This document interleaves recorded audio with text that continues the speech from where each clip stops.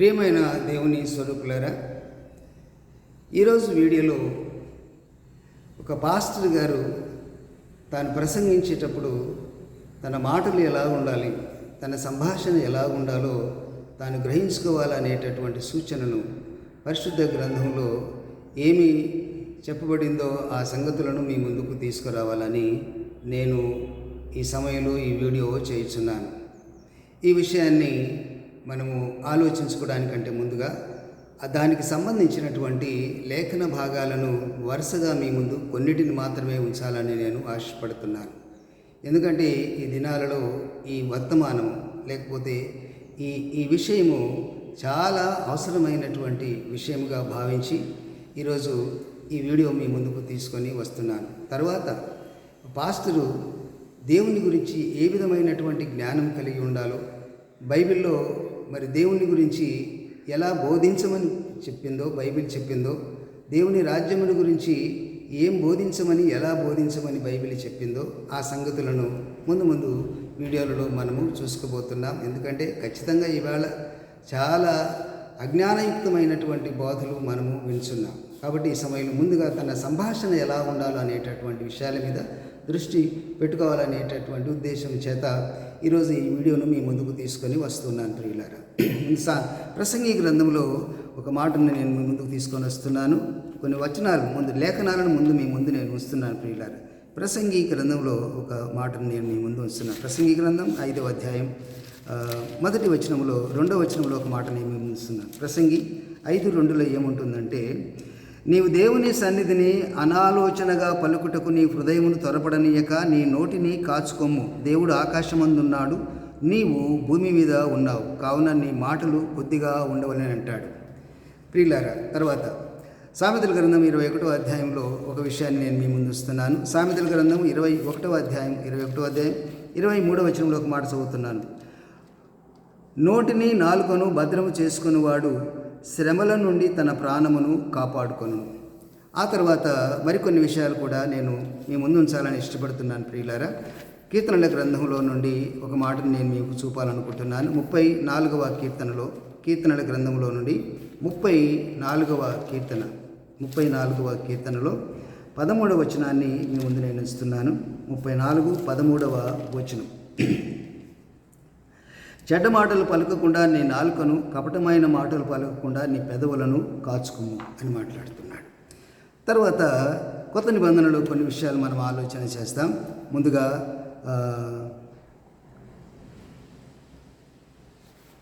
ఇంకొక మాట కూడా సామెతల గ్రంథంలో చూసుకొని తర్వాత కొత్త నిబంధనలోనికి వెళదామండి.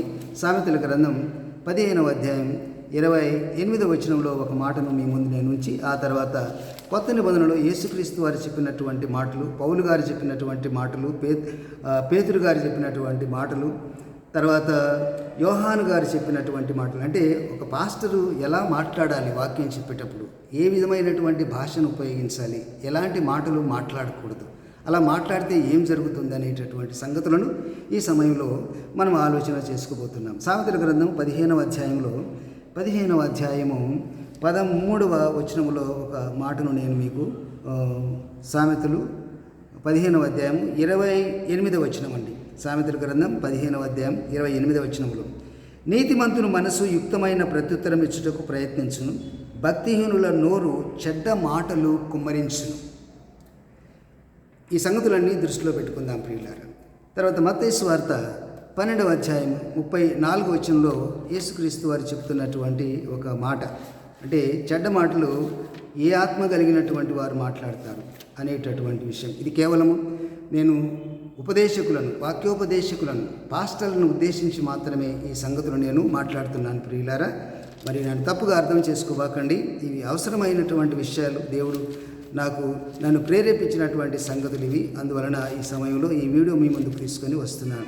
మత్తయి సువార్త 12వ అధ్యాయము 34వ వచనంలో ఒక మాటను నేను మీ ముందు వస్తున్నాను. మత్తయి సువార్త 12వ అధ్యాయం 34వ వచనం. సర్పసంతానమా, మీరు చెడ్డవారై ఉండి ఏలాగు మంచి మాటలు పలుకుదురు, హృదయమందు నిండియుండు దానిని బట్టి నోరు మాట్లాడను కదా అంటున్నాడు. అంటే చెడ్డ మాటలు ఎవరు మాట్లాడతారు, ఏ సంతానం మాట్లాడుతుందో అనేటటువంటి విషయాన్ని యేసుప్రభు వారు చెప్తున్నారు. ఇప్పుడు మనము పేతురు గారి దగ్గరికి వెళ్దాం. అపోస్తలుడైనటువంటి పేతురు గారు తాను రాసినటువంటి మొదటి పత్రికలో 3వ అధ్యాయము 10వ వచనంలో ఒక విషయాన్ని ఆయన గుర్తు చేస్తున్నారు. మొదటి పేతురు 3:10లో ఏమని అంటున్నాడంటే, ఆయన ఆశీర్వాదమునకు వారసులగుటకు మీరు పిలువబడితిరి గనుక కీడుకు ప్రతి కీడైనను దూషణకు ప్రతి దూషణైనను చేయక దీవించుడి. చాలా ముఖ్యమైనటువంటి మాట ప్రియులారా. మనం ఉపదేశం చేస్తున్నప్పుడు ఒకవేళ ఎదుటివారు మనం దూషించేటటువంటి సంభాషణ మనలో వచ్చినప్పుడు దానిని మనం సరి చేసుకోవాలి తప్పనిచ్చి ప్రతి దూషణ చేయకూడదు అని ఇక్కడ పేతురు గారు మాట్లాడుతున్నారు. ఆ తర్వాత యోహాన్ గారు ఏం చెప్తున్నారు చూద్దామండి. 3వ యోహాన్ రాసినటువంటి 3వ పత్రిక 1వ అధ్యాయం ఉంటుంది. 10వ వచనంలో ఏం చెప్తున్నాడంటే, వాడు మమ్మను గూర్చి చెడ్డ మాటలు వదలుచు అది చాలనట్టుగా సహోదరులను తానే చేర్చుకొనక వారిని చేర్చుకొన మనసు గల వారిని కూడా ఆటంకపరచుచు సంఘములో నుండి వారిని వెలివేయుచున్నాడు. అందుచేత నేను వచ్చినప్పుడు వాడు చేయుచున్న క్రియలను జ్ఞాపకము చేసుకుందును అని అంటున్నాడు. ఇక ఇంక కొన్ని విషయాలు మనం చూద్దాం ప్రియులారా. ఇక్కడ అపోస్తలుడైనటువంటి పౌలు గారు చెప్పినటువంటి మాటను మేము చూస్తాం. మొదటి తిమోతికి రాసినటువంటి పత్రిక, పౌలు గారు తిమోతికి రాసినటువంటి మొదటి పత్రికలో 4వ అధ్యాయంలో 6-7 వచనాలను మీ ముందు నేను ఉంచుతున్నాను. ఈ సంగతులను సహోదరులకు వివరించిన ఎడల నీవు అనుసరించుచు వచ్చిన విశ్వాస సుబోధ సంబంధమైన వాక్యముల చేత పెంపారుచు క్రీస్తు యేసునకు మంచి పరిచారకుడు అయి ఉండును. విశ్వాస సుబోధ సంబంధమైన వాక్యముల చేత అపవిత్రములైన ముసలమ్మ ముచ్చటలను విసర్జించి దేవభక్తి విషయములో నీకు నీవే సాధకము చేసుకును. ప్రసంగాలు చేసేటప్పుడు అపవిత్రమైనటువంటి ముసలమ్మ ముచ్చటలు ఇవాళ ఈ దినాలలో మనం అవి తరచుగా వినుస్తున్నాం. వాటి వలననే అనేకమైనటువంటి విమర్శలు మనము చూడగలుగుతున్నాం ప్రియులారా. ఆ తర్వాత ఎఫెసీ పత్రిక 5వ అధ్యాయం, ఎఫెసీ పత్రిక 5వ అధ్యాయము 4వ వచనాన్ని ఒకసారి మనం చూద్దాం. అపోస్తలుడైనటువంటి పౌలు గారు చెప్పినటువంటి మాట. ఎఫెసీ పత్రిక 5వ అధ్యాయము 4వ వచనాన్ని మనము చూద్దామండి. 5:4 ఎఫెసీ 5:4లో మనం గమనించినట్లయితే, ఒక దైవజనుడు లేక ఒక పాస్టర్, ఒక ప్రసంగికుడు కృతజ్ఞతా వచనమే మీరు ఉచ్చరింపవలను కానీ మీరు బూతులైనను పోకిరి మాటలు లేకంటే వెర్రి మాటలు, ఇవాళ ఈ వెర్రి మాటలు ఎక్కువైపోయినాయి సంఘాలలో, బోధకులలో. వెర్రి మాటలు, పోకిరి మాటలైనను అనే దాని దగ్గర 6 అనేటటువంటి నంబర్ ఉంటుంది, పుట్నోట్. అది వెర్రి మాటలు అంటే, పోకిరి మాటలు అంటే వెర్రి మాటలు. అవి ఎందుకు పనికిరానటువంటి మాటలు అన్నమాట. మనం ప్రారంభంలోనే చెప్పుకున్నాం. అవి వాదములని, తర్వాత తర్కములని అనే సంగతిని మనం ఆలోచన చేసినప్పుడు ఆ విషయాలు చూసుకున్నాం మనం. సరస్వక్తులైనను, ప్రసంగాలలో సరస్వక్తులు కూడా మనము ఈ దినాలలో వింటూ ఉన్నాం ప్రియులారా. సరస్వక్తులైనను ఏమంటున్నాడు? సరస్వక్తులైనను ఉచ్చరించకూడదు, ఇవి మీకు తగవు అని మాట్లాడుతున్నాడు. కాబట్టి ఈ పై వచనాలన్నిటినీ మనము దృష్టిలో పెట్టుకొని మనము వాక్యం చెప్పేటప్పుడు వినేటటువంటి వారికి బాధ కలగకుండా, వినేటటువంటి వారి మనోభావాలు దెబ్బతినకుండా, వారు ఏ విశ్వాసములో ఉన్నా, వారు ఏ ధర్మములో ఉన్నా సరే, మనం చెప్పేటటువంటి మాటలు వారు అవునన్నట్టుగా ఆలకించేలాగా ఉండాలి. వాటిలో మరి కంటెంట్ ఉండాలి, అంశం ఉండాలి. అదే సమయంలో భాష కూడా అది క్రమబద్ధంగా ఉండాలి అన్నమాట.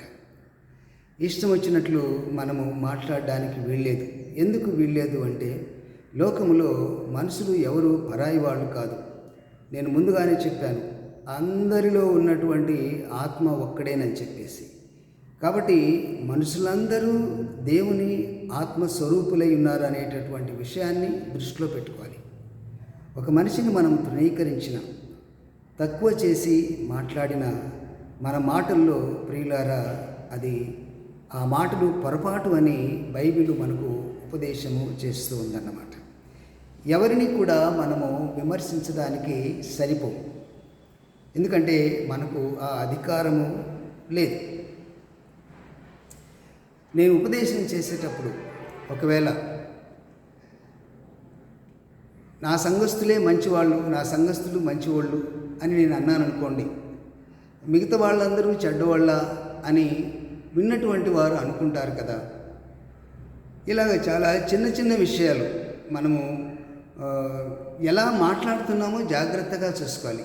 మనము ఏమి ఉపదేశం చేస్తున్నామో జాగ్రత్తగా చూసుకోవలసినటువంటి వారిని ఉంటున్నాం. ఎందుకోసం అంటే ఒక మనిషిని మనం వ్యర్థుడా అని అన్నా, ఒక మనిషిని మనము దూషించిన, ఒక మనిషిని మనము తక్కువగా అంచనా వేసిన, దాన్ని దేవుని వాక్యానుసారంగా దేవుణ్ణి మనము దూషించినట్లుగానే, దేవుణ్ణి మనం దూషించినట్లు అని, దేవుణ్ణి మనము తక్కువగా చేసినట్లు అని ఇంత క్రితం వీడియోలోనే మనం చెప్పుకున్నాం. ప్రారంభ వీడియోలోనే చెప్పుకున్నాం అన్నమాట. పాస్టరు ఏమి తెలిసి ఉండాలి, ఒక ఉపదేశకుడికి దేవుని జ్ఞానము ఏ రీతిగా తెలిసి ఉండాలి, దేవుడంటే ఏంటో ఎలా గుర్తించాలి అనేటటువంటి దాని గురించి మొట్టమొదటి వీడియోలోనే ఈ సంగతిని నేను చెప్పడము జరిగింది. కాబట్టి ప్రియులారా, ఒకవేళ నేను ఏదైనా పొరపాటు మాట్లాడినప్పుడు ఎదుటివారి మనసును బాధ పెట్టేటటువంటి మాట నా నుండి తెలిసో లేకపోతే మరి సాతాను ఆత్మనాలో ప్రవేశించి ఒకవేళ నేను ఎదుటివారిని గాయపరిచేటటువంటి మాటలు మాట్లాడినప్పుడు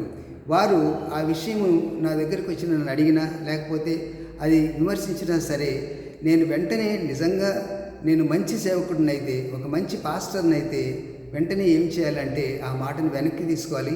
నాది తప్పైపోయిందని చెప్పేసి నేను ఒప్పుకోగలగాలన్నమాట. అలా కాకుండా నేను చెప్పిందే కరెక్టు అనేటటువంటి రీతిలో నాకు కలిగినటువంటి మరి జ్ఞానాన్నో లేకపోతే నాకు కలిగినటువంటి బలమును ఉపయోగించి దానికి వ్యతిరేకంగా ప్రతిదూషణ లేకపోతే ప్రతివాదము నేను చేసినట్లయితే ప్రియులారా, నేను దేవుని సమాజాన్ని, దేవుని సంఘాన్ని పాడు చేసినటువంటి వాడిని అవుతాను. నేను తప్పు చేసినప్పుడు, నేను తప్పు మాట్లాడినప్పుడు, ఎదుటివారి మనసు గాయపరిచి నేను మాట్లాడినప్పుడు మరి వారు మానసికంగా వారి మనోభావాలు దెబ్బతిని మరి నా నుండి వారు క్షమాపణ కోరినప్పుడు నేను వెంటనే క్షమాపణ చెప్తే అక్కడ సమాధానం అయిపోద్ది కదా. దాన్ని పెరగనివ్వకుండా క్షమాపణ చెప్తే పోదు. క్షమాపణ అనేటటువంటిది ఎంతో గొప్ప మరి ప్రమాదాన్ని తప్పిస్తుందన్నమాట. చాలా నష్టాన్ని తగ్గిస్తుంది క్షమాపణ అనేటటువంటిది.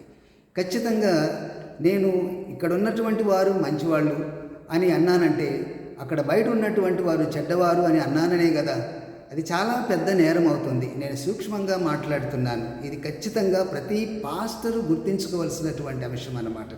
బైబిల్లో చాలా జాగ్రత్తగా ఒక మనిషి నిజంగా తప్పు చేసినటువంటి వారిని నిందించడానికి ప్రయత్నం చేసినా అతను ఎలా నిందిస్తాడు అని అంటే, ఒక మాట చెప్తాను మీకు. ఒక భక్తుని యొక్క విశేషమైనటువంటి సులక్షణమైనటువంటి సంభాషణ మీకు నేను వివరిస్తాను.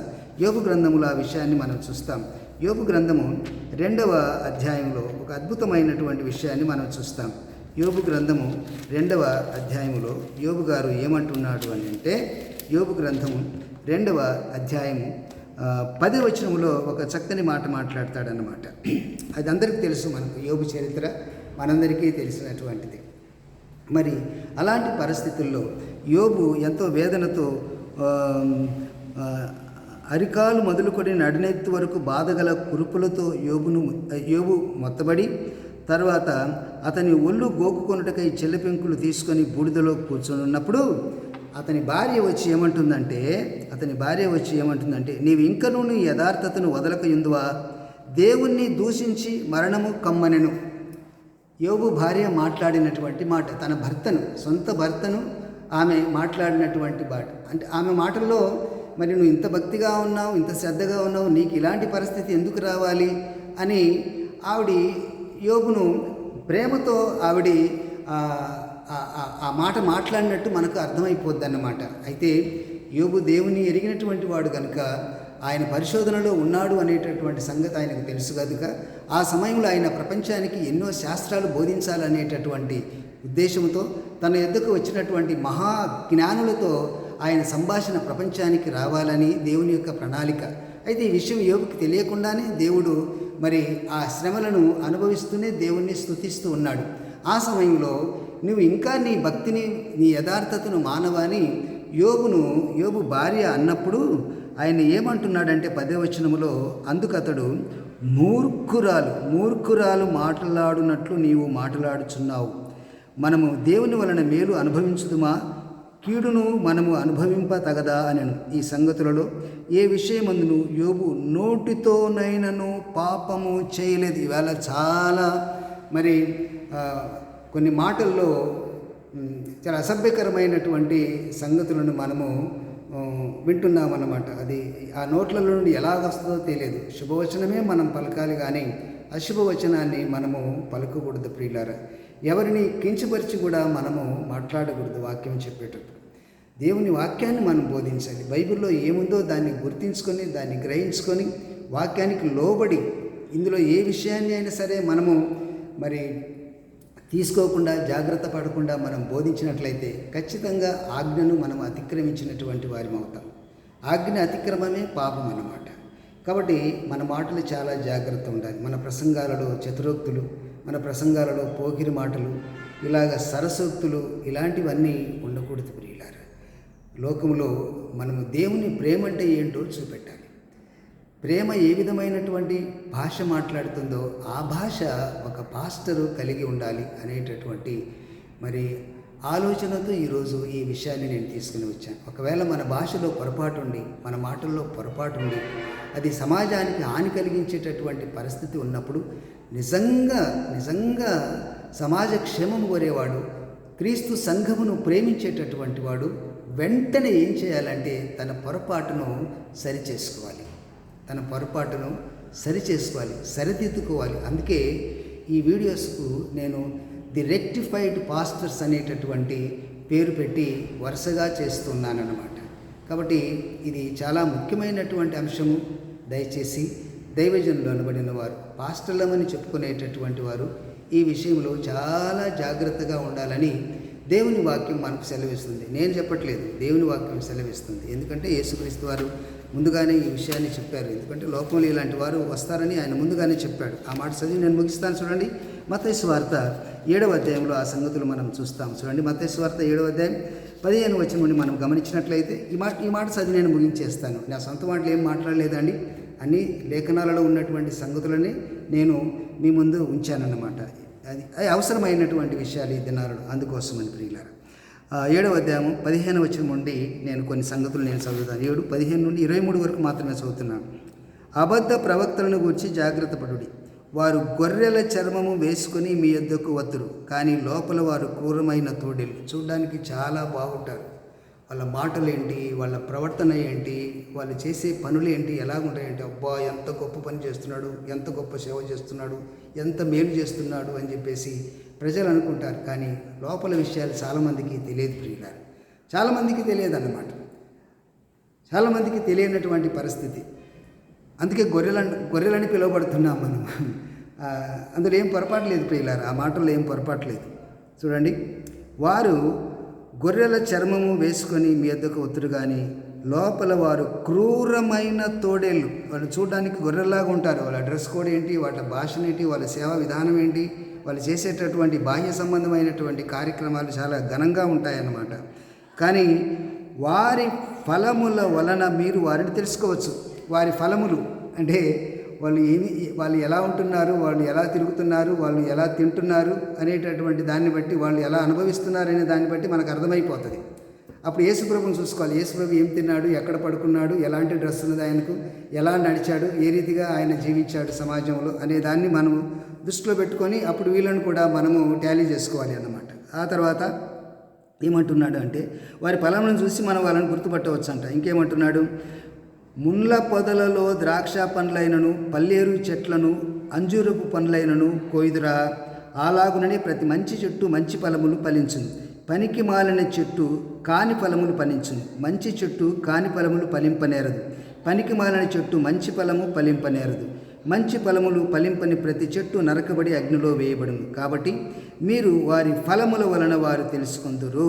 ప్రభువా ప్రభువా అని నన్ను పిలుచు ప్రతివాడును పరలోక రాజ్యములో ప్రవేశింపడు, కానీ పరలోకమందున నా తండ్రి చిత్త ప్రకారం చేయువాడే ప్రవేశించును. ఇక్కడ చూడండి, ఆ దినమున అనేకులు వచ్చి నన్ను చూచి, ప్రభువా ప్రభువా మేము నీ నామమున ప్రవచింపలేదా? ప్రవచనాలు కూడా చెప్తారండి. ప్రవచనాలు కూడా చెప్తారంట. ఎవరు? ఈ గొర్రె చర్మం ధరించుకున్నటువంటి తోడేళ్ళు ప్రవచింపలేదా? ఇంకేమంటాడు? నీ నామమున అనేకమైనటువంటి అద్భుతములు చేయలేదా? ఆ కన్స్ట్రక్షన్స్ కావచ్చు, మరి ఏవైనా కావచ్చు, అద్భుతాలు కూడా చేస్తారన్నమాట. ఇంకా ఏమంటున్నాడు? అనేకమైన అద్భుతములు చేయలేదా? తర్వాత దయ్యములను వెళ్ళగొట్టలేదా? నీ నామమున అనేకమైనటువంటి అద్భుతములు చేయలేదా అని చెప్పుదురు. అప్పుడు నేను మిమ్మును ఎన్నడూ ఎరుగను, అక్రమము చేయవారలారా నా యుద్ధ నుండి పొండని వారితో చెప్పుదును. ఇక్కడ ప్రియులారా, అనేకులైనటువంటి వీళ్ళందరూ ఎవరంటే విశ్వాసులు కాదండి. వీళ్ళందరూ పెద్ద పెద్ద పాస్టర్లు అన్నమాట. అద్భుతములు చేసేవాళ్ళు, దయ్యములు పెట్టుకునేటటువంటి వారు, అనేకమైనటువంటి ప్రవచనాలు చెప్పేటటువంటి వాళ్ళు. మరి అక్కడ ఎవరిని గురించి ప్రస్తావించారంటే గొర్రె చర్మం ధరించుకున్నటువంటి తోడేళ్ళు, అబద్ధ ప్రవక్తలు అంటండి. పాస్టర్లే అనేకులు అంటే అర్థం ఏంటంటే మోర్ దెన్ 50%, 50 మంది కంటే ఎక్కువగా ఉన్నటువంటి వారు అని అర్థం అన్నమాట. కాబట్టి ఉపదేశం చేసేటటువంటి వాడు, ఉపదేశకుడు బేసిక్గా గుర్తుపెట్టుకోవాల్సినటువంటి సంగతి ఏంటంటే 2 రెళ్ళు 4 అంతే చెప్పాలి. 2 రెళ్ళు 4 అంతే. 2 రెళ్ళు 3 కాదు, 2 రెళ్ళు 5 కాదు, 2 రెళ్ళు 6 కాదు, అది కాదు, ఇది కాదు అని ఆ సంఖ్యలతో మనకు పని లేదు. 2 రెళ్ళు 4 అనేటటువంటి ఆ బేసిక్ సిద్ధాంతం మీద ఖచ్చితంగా నీవు పొందినటువంటి దాన్ని, నీవు అనుభవించినటువంటి దాన్ని, బైబిల్ ద్వారా నీకు కలిగినటువంటి జ్ఞానాన్ని నీవు పొందినట్లుగా ఉపదేశించంతే. అది కాదు, ఇది కాదు, 3 కాదు, 5 కాదు, 7 కాదు, 8 కాదు అనేటటువంటి విషయాన్ని మాట్లాడకూడదు. 2 రెళ్ళు 4 సత్యం సత్యమే, బైబిల్ బైబిలే, వాక్యము వాక్యమే, అంతే. దానికి మించింది దుష్టుడి నుండి కలిగింది. అలాంటి మాటలు మాట్లాడేటటువంటి వాడు సర్పసంతానం అని చెప్తున్నాడు యేసుప్రభు వారు. యోబు ఎంత జాగ్రత్తగా మాట్లాడాడు చూడండి. తన భార్యను మూర్ఖురాలా అనలేదు, మూర్ఖురాలు మాట్లాడినట్లు మాట్లాడుతున్నావు, అంటే సర్పసంతానము మాట్లాడినట్టు మాట్లాడుతున్నావు. సర్పసంతానం వాడి కూడా అనలేదండి.